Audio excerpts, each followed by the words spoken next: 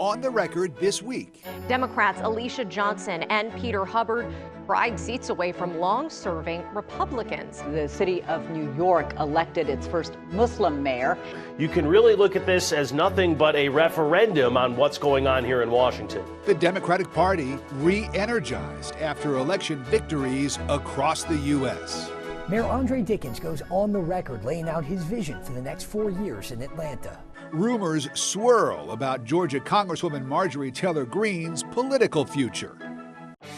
Now, from Atlanta News First, the issues that matter to you. This is On the Record.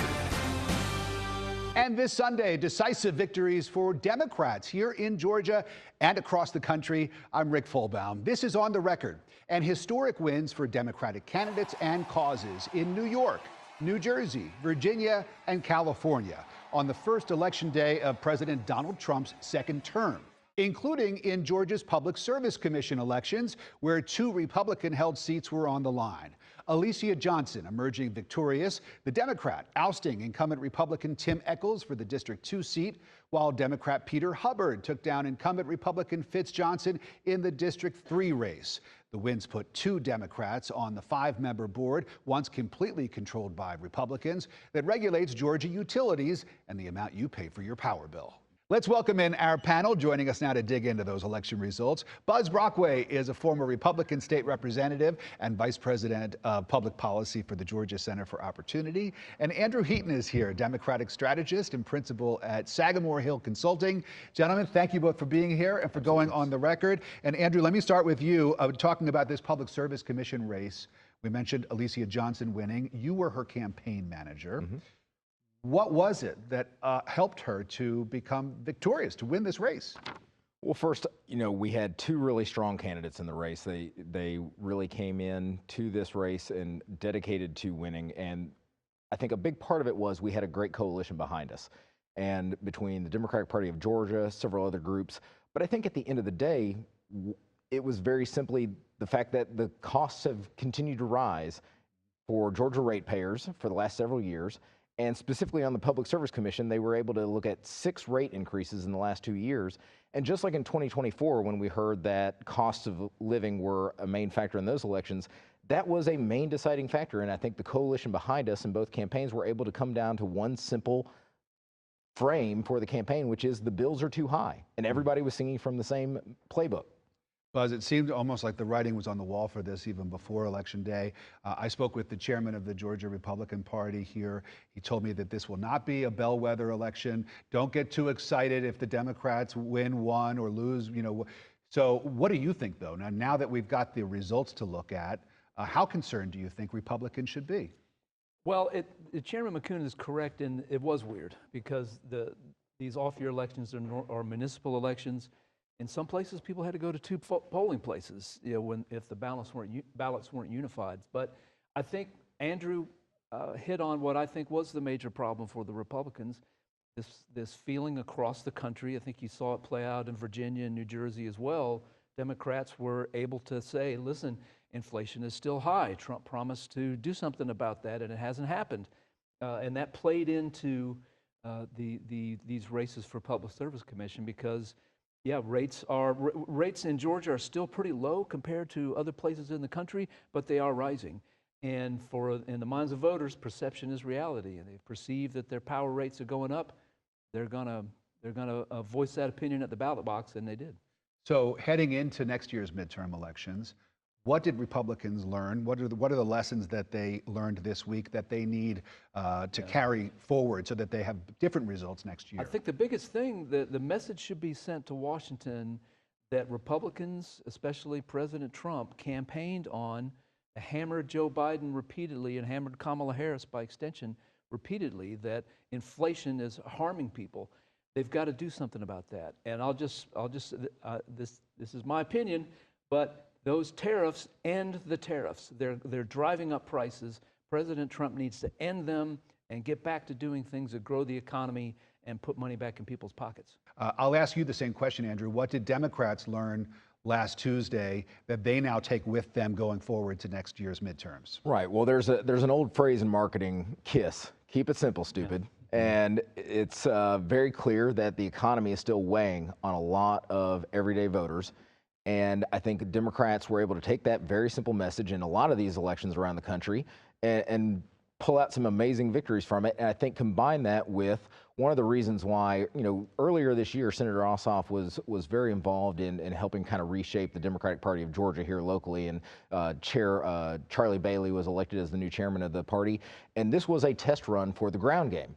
And what you saw from Democrats and the coalition they built for this election was you saw a revitalized, renewed, and re-energized ground game that they're absolutely going to take advantage of pushing into 2026. All right, well, another closely watched race unfolded last week here in the city of Atlanta. Marcy Collier Overstreet fended off public policy activist Rohit Malhotra. She will now serve come January as Atlanta's city council president. Overstreet will be second in command at City Hall behind Mayor Andre Dickens, who secured a second term with his decisive win last Tuesday. Mayor Dickens laid out his vision for the next 4 years in Atlanta when our Doug Reardon sat down with him on the record. You're about to wrap up your first term.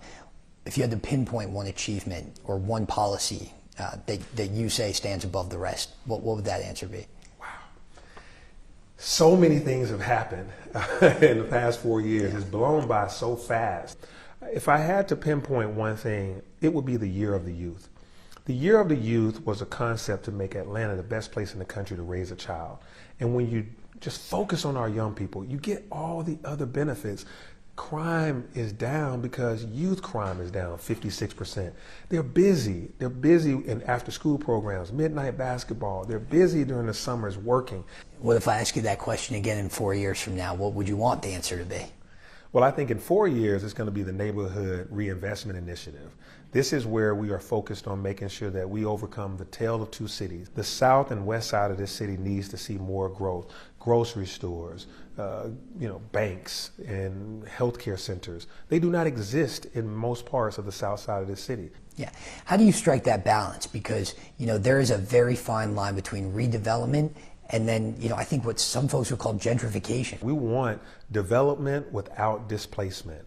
And you have to do that delicately. We're going to put anti-displacement tax relief measures in place like we did with Tyler Perry, and we've already paid off senior citizens' debts in the city of Atlanta. Atlanta saw about a 7% increase between 2023 and 2024. That's the most recent data that we have in homelessness. We hear about these new developments that are going in around Atlanta. What I want to tackle over the next 4 years is a regional response to homelessness. Every homeless person you see in the city center in Atlanta, they didn't originate their homelessness in Atlanta. They came to Atlanta because we keep building housing for those that are homeless. This metropolitan region is almost 12 times bigger than the city of Atlanta. There's more people outside of Atlanta than in Atlanta, but where the poverty finds itself is it migrates into the city. So we have to have a regional response, a statewide response to homelessness. All across the state, we have what I think people would categorize as a healthcare and a hospital crisis. There aren't enough of either. Health and human services are a county responsibility. What happens is the mayor and the city of Atlanta become the focal point of everything. But we're not responsible solely for health care. We can advocate and tell people how to get access to it, but we can't build hospitals as the city. We can't do the operations as the city. That is a county and a state function. And when somebody finds themselves with a mental challenge out in the suburbs or in the rural parts of the state, they may try to tough it out themselves in their region, but a lot of times they come to downtown Atlanta where we have a lot of services and resources. But those services and resources come too much at the expense of the Atlanta taxpayer and the Atlanta decision makers in the city hall versus at the county or the state. We need to really push some of these expectations back to the people that they belong to. I also want to talk about public transit. It sounds like when it comes to MARTA, the needs of riders still are accessibility and safety. I stand with the people that MARTA has to do better. Everybody in the metro region says we need to have a world-class transit agency. And MARTA can do that. MARTA has to make a declarative statement, a very visible statement, a very focused statement on we will be a safe transit agency. You can't get on here if you want to cause crime or do any kind of foolish activities. We're going to make sure you're safe. We're going to make sure we have enough officers on each train. We're going to have outreach officers to help those that are experiencing complex issues that are not necessarily violent, but are just complex issues that they need to resolve. We've seen President Donald Trump send U.S. National Guard troops into several cities across the U.S. What if he sends them here to Atlanta? Yeah, I hope he doesn't think that's a good idea. Atlanta doesn't need a headache coming this way. We have stabilized this city of Atlanta government. Things are going so well, working well with Governor Kemp and I. We have our relationship. We think we can manage everything that we need to manage it without federal interference. There's new leadership now at City Council. Marcy Overstreet was elected to be the City Council president. When I was a council member, Marcy was a district council member, so we worked hand in hand. And so next year, when Marcy takes the helm as council president, we'll have a great relationship because we've been lockstep on everything over my past 4 years as mayor. I know you just got reelected, but do you have plans to run for higher office further down in your career? I do not have plans to run for future office right now. I'm looking at the city of Atlanta. I wanted this job since I was 16 years old. I love it, love it, love it. So I'll make a 2029, 2030 decision closer to 2029 and 2030. For right now, I got stuff to do. It's right here. And you can listen to our full interview with Mayor Andre Dickens right now. Just subscribe to the On the Record podcast from Atlanta News First. Still ahead, Georgia Republican Congresswoman Marjorie Taylor Greene is showing up everywhere these days, taking on the leaders of her party, rebranding herself as a pragmatist rather than a flamethrower. So what is her agenda? She talks to Atlanta News First. Next. On the record right now, Georgia Republican Marjorie Taylor Greene is popping up everywhere. Her willingness to criticize her own party's leadership for their handling of the shutdown, health care, foreign policy, and the Epstein files has made her a media magnet, leading to appearances last week on The View and CNN. Atlanta News First Washington correspondent Ryan Henson sat down with Greene on the record. You've been critical of GOP leadership as well, but where do you see yourself in the party right now? Are you still Republican, as some people are saying you might not be, or is this a different party? Where do you stand? I'm the same as I've always been. I ran for Congress in 2020, criticizing both sides, criticizing Democrats, but also criticizing Republicans. I think I represent Americans that feel disenfranchised by their government as a whole, because it's been both parties that have brought us to where we are now with $38 trillion in debt. And I'm a Republican, I really want my party to do a good job. And so I'm a part of the party. I'm a Republican member in the House that is loudly urging my colleagues with the majority that we have to do the job that we promise the American people. And that's America first. And I'm unapologetically America first, and I'm being very loud about it. And I think one thing all Americans can agree on is the affordability issue in the U.S. Talk about how much have you heard from people, about your constituents, about affordability issues, and what are you doing to try and keep costs low, across the board? Yeah, it's something we hear about every single day. So under the Biden administration, it was in 2022, we saw inflation hit a 40-year high at 9%. And these prices have not come back down. I give the President Trump as his administration, they're holding it right now at 2.5%. That's pretty much the average, and that's a good thing. However, life is unaffordable. And with the health insurance crisis coming that will start January 1st with these new premiums, and credit card debt is at an all-time high. With our economy having some softening, which we could see possibly a recession, these are alarm bells for me, and they're blaring so loud. I've been talking about affordability for months now, but I think I'm the only Republican that's been talking about it. And I think it's a crisis, and I just think it is a complete failure on both sides of the aisle for anybody that serves in Congress to allow this to happen to the American people. Perfect. And I know there's been reports lately that you're running for higher office in 2028. I know you've rebuffed on that some. Clear the air. Do you have plans to run for president or any other higher office or any aspirations to do so here in the future? I have no plans to run for a higher office at this time, no. And we're back now with our panel. So Buzz, what is Marjorie Taylor Greene up to? Wow, that's the $64,000 question, but I think she is testing the waters for 2028. She was rebuffed by President Trump in her desire to run for U.S. Senate here in Georgia, simply by showing her the poll numbers. Similar in the governor's race, she would win the polling showed in both those races, she would win the primary handily, but have a really tough time and probably lose the general election. So I think she's learning from that. She's shifting her tone. She's trying out some new ways of getting her message across and seeing how that plays. So this is Marjorie Taylor Greene 2.0, I guess, and she's appearing, as we said, on The View, on CNN. These are news outlets that she had accused of, being fake news. Now all of a sudden she's talking to them, making friends with them. What do you think, Andrew, as a Democrat sort of watching this? What do you make of it all? Well, I think Buzz is right, that it's very clear she is trying to, I guess the best way to say would be do an image makeover. And she saw the reactions that her, testing the water of statewide run earlier, she saw the reaction to that. And I think she didn't like it. I think this is someone who, no matter what people think, is very ambitious and is also very astute to understanding the lay of the land and reading what's ahead of her. And this is someone who I agree wants to go higher, wants to do more, and realized after the reaction to her floating those test balloons for governor or senator previously, realized that if she wanted to do something larger, that she needed to make over her image. And so I think this is absolutely an attempt on her part. Now, whether that can work when there is so much on the record of Marjorie Greene 1.0, yeah, I don't know if 2.0 will be able to get away unscathed on that. In your experience, Buzz, when politicians try to do this, and you're a former politician, I don't know whether you tried to rebrand yourself at any point, but does it work?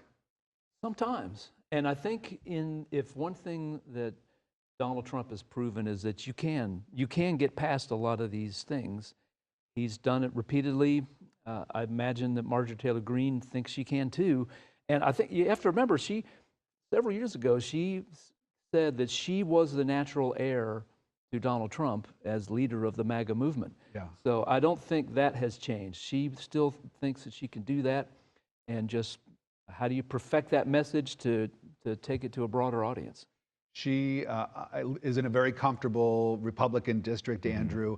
How does she do statewide, should she decide to run for statewide office, or nationally, do you think? Well, you know what's interesting? So I previously worked in Senator Warnock's Senate office, and her congressional district was my territory. And so I interacted a lot with her constituents, elected officials that worked with her in her initial run. And I think that people underestimate her retail politics when it comes to actually just interacting with voters face to face.